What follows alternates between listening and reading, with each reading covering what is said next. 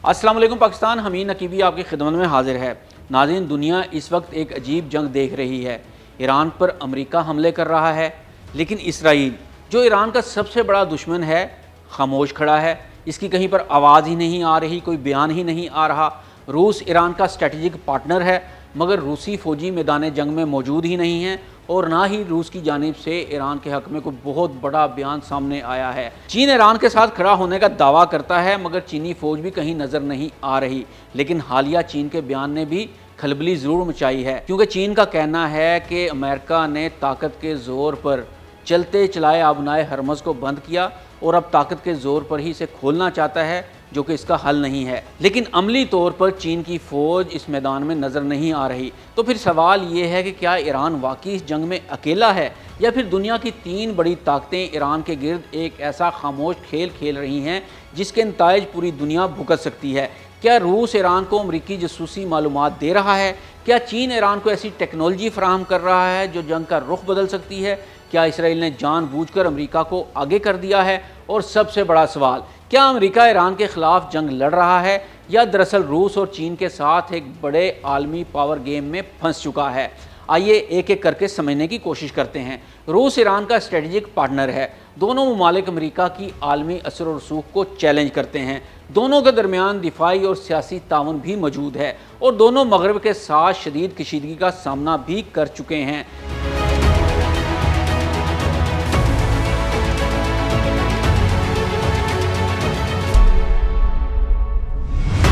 लेकिन जब ईरान पर अमेरिका हमले कर रहा है तो रूसी फ़ौज अमरीकी फ़ौज के सामने क्यों नहीं, या फिर रूस खुलकर ईरान की हमायत ही क्यों नहीं कर रहा? इसका जवाब शायद रूस की अपनी जंग में छुपा है। रूस पहले ही यूक्रेन जंग पर अमेरिका और मगरबी इत्तेहाद के साथ बिलवास्ता तसादुम में है।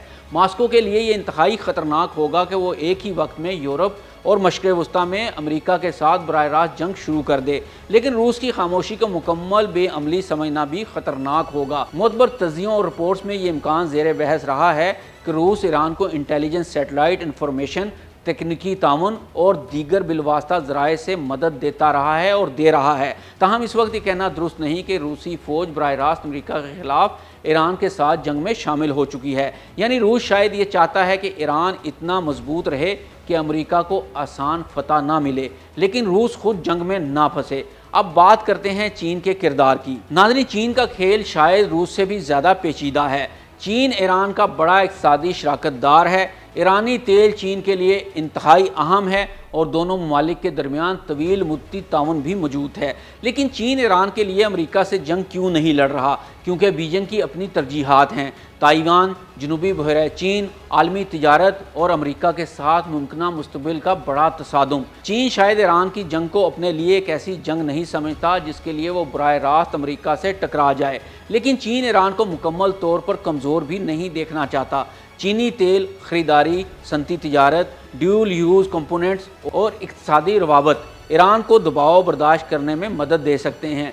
बाज़ रिपोर्ट्स में रूसी इंटेलिजेंस और चीनी इक़्तिसादी और तकनीकी ताउन को ईरान की मज़ाहमत के अहम बिलवास्ता वामिल के तौर पर बयान किया गया है। अगरचे दोनों ममालिक ने बाज़ाब्ता तौर पर जंग में शमूलियत इख्तियार नहीं की, तो क्या रूस और चीन ईरान को बचा रहे हैं? जी बिल्कुल ऐसा ही है। शायद वो ईरान को मुकम्मल तौर पर गिरने से रोकना चाहते हैं, लेकिन इसके लिए अमेरिका से बराह रास्त जंग भी नहीं करना चाहते। अब आते हैं इसराइल की तरफ। ये वो मुल्क है जिसे ईरान अपना सबसे बड़ा दुश्मन समझता है। माजी में ईरान और इसराइल के दरमियान बराह रास्त हमले भी हो चुके हैं, लेकिन मौजूदा मरहले में एक अजीब मंजर दिखाई दे रहा है।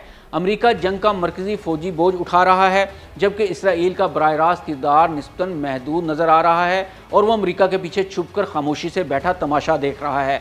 लेकिन इसका मतलब ये नहीं कि इसराइल जंग से बाहर है। ज़्यादा दुरुस्त बात यह है कि इसराइल ने शायद अपना किरदार तब्दील कर लिया है, क्योंकि जंग के इब्तदाई मरहले में अमेरिका और इसराइल दोनों की कार्रवाइयाँ सामने आई थी, जबकि जुलाई में जारी लड़ाई में अमेरिकी कार्रवाइयाँ ज़्यादा नुमायाँ हैं। नाज़रीन, अमेरिका चाहता है ईरान की फ़ौजी ताकत कमज़ोर हो, इसराइल चाहता है ईरान कमज़ोर हो मगर जंग का पूरा बोझ इसराइल पर ना आए। रूस चाहता है अमेरिका मशरिक़ वस्ता में मसरूफ़ रहे मगर रूस खुद जंग में ना घुसे। چین چاہتا ہے ایران مکمل طور پر تباہ نہ ہو، مگر امریکہ کو اس جنگ کی بھاری قیمت ادا کرنی پڑے۔ اور ایران شاید سب سے خطرناک کارڈ کھیل رہا ہے، کیونکہ اس نے جنگ کو صرف اپنے ملک تک محدود نہیں رہنے دیا۔ آبنائے ہرمز، بحری جہاز، تیل کی ترسیل، عالمی تجارت اور اب خطے کے دوسرے محاذ، ایران نے جنگ کو عالمی معیشت سے جوڑ دیا ہے۔ یہی وجہ ہے کہ آج سوال صرف یہ نہیں کہ امریکہ ایران کو شکست دے سکتا ہے یا نہیں، اصل سوال یہ ہے اگر امریکہ ایران کو کمزور کرنے کے لیے جنگ جاری رکھتا ہے تو اس جنگ کی قیمت کون ادا کرے گا؟ امریکی فوج، عالمی معیشت، یورپ، ایشیا، یا وہ عام لوگ جن کے لیے تیل، خوراک اور ٹرانسپورٹ کی قیمتیں پہلے ہی بہت بڑھ چکی ہیں؟ اور آخر میں سب سے بڑا سوال، کیا ایران واقعی اکیلا ہے؟ شاید میدان جنگ میں ایران اکیلا نظر آتا ہو، لیکن روس کی ممکنہ انٹیلیجنس، چین کی اقتصادی طاقت، اسرائیل کی اسٹریٹجک سپورٹ اور امریکہ کی فوجی طاقت، یہ سب ایک ہی جنگ کے مختلف کردار ہیں۔ ناظرین، شاید میدان جنگ میں ایران اکیلا نظر ضرور آتا ہے، لیکن اس کے پیچھے روس کی انٹیلیجنس کی بھرپور سپورٹ موجود ہے، اور چین کی بھی اقتصادی طور پر اور اسٹریٹجک سپورٹ بھی بھرپور موجود ہے۔ لیکن یہ سب کچھ بالکل سامنے نہیں ہو رہا، چھپ کر ہو رہا ہے۔ اس لیے یہ کہنا کہ ایران اس جنگ میں اکیلا ہے یہ بہت غلط ہوگا، بلکہ ایران تو پوری دنیا کو الجھا چکا ہے، اور پوری دنیا کی معیشت اس وقت ایران کی اسٹریٹجی پر ڈیپینڈ کرتی ہے۔ ناظرین، ویڈیو اچھی لگی ہو تو اسے شیئر ضرور کیجیے گا۔ امین نقیبی کو اجازت دیجیے، اللہ حافظ۔